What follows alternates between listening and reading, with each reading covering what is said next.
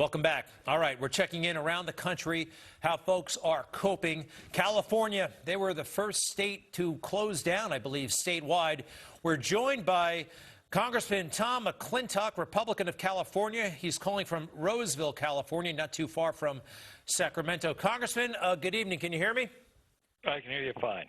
Congressman, I understand a focus of yours has been, look, we're all concerned about COVID-19, but your focus has been the after effect, if you will, the other problems that may arise, people staying at home, alcoholism, poverty, no income coming in. That's been something that has really affected you. Well, I've simply pointed out that we need to look at both sides of the equation and need to start asking ourselves how many poverty-related deaths have we set in motion by destroying the American economy, throwing tens of millions of Americans into unemployment and poverty and despair. That's simply not something that people seem to be much interested in, but it is the damage that they have done by these policies is absolutely catastrophic. Let's put up some numbers on the screen if we can, summarizing the situation in your state. Confirmed cases, 37,000. Total deaths, 1,400 plus.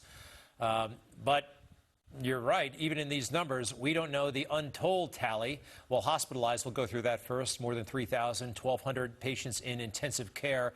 But again, I don't know of figures that are being kept on those other very dire matters. Well, here's what your figures are also not showing. Number one, the total number of cases is much, much greater, 50 to 80 times greater than your charts show. We know that now because there have been two serology studies done, one by Stanford University in Santa Clara County, California, and the other by the University of Southern California for LA County. Both of them looked at the actual prevalence of the infections, and they calculated a case fatality rate. That's the percentage who actually die from the disease. And they discovered it was a fraction of what the so-called experts have been telling us. The experts told us it was at least a 1% fatality rate.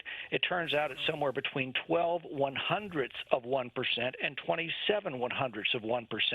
That's a bad flu season.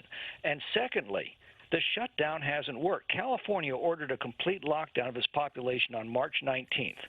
Now, the established timeline from infection to death for this disease is about 25 days. That would have been April 13th. So if California's radical internment measures were effective, shouldn't we expect to see a big decline in deaths soon after April 13th? We haven't. On the contrary, the worst daily death tolls thus far in the epidemic occurred in 9 of the 11 days after April 13th. That means that every person who succumbed in these, the worst days for fatalities in California so far, would have contracted the disease after the shutdown order took effect. Wow. All right. And by the way, you're talking to Gavin Newsom. He's getting high marks, by the way, from the president, says he loves dealing with him. What is the outlook? It sounds like you want to get the state open right now, but it doesn't seem like he's that close. Where are we right now? Well, look, this shutdown has already cost 3.2 million Californians their jobs. 26 million Americans have lost their jobs nationally. Here in California, 20% of our state workforce is now unemployed. Less than half of LA County residents now have jobs.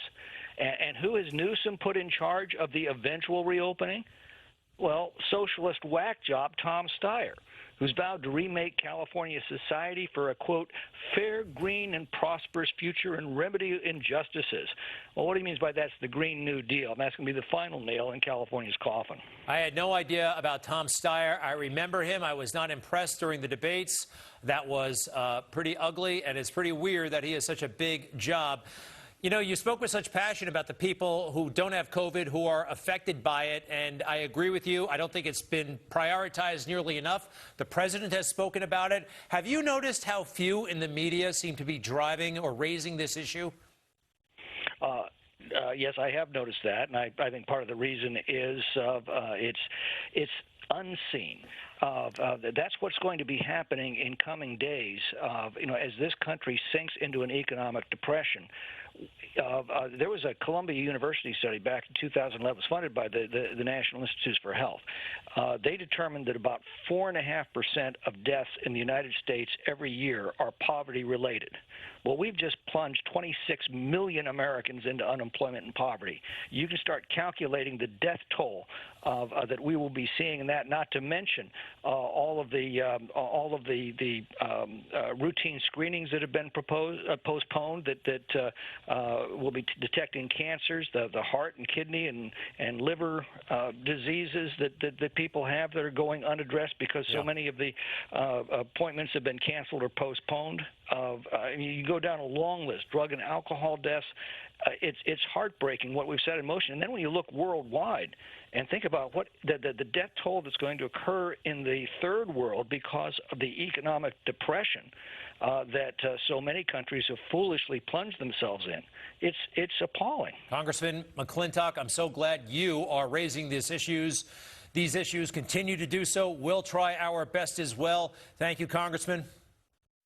Pleasure. Thanks for having me. You bet. Governor Tate Reeves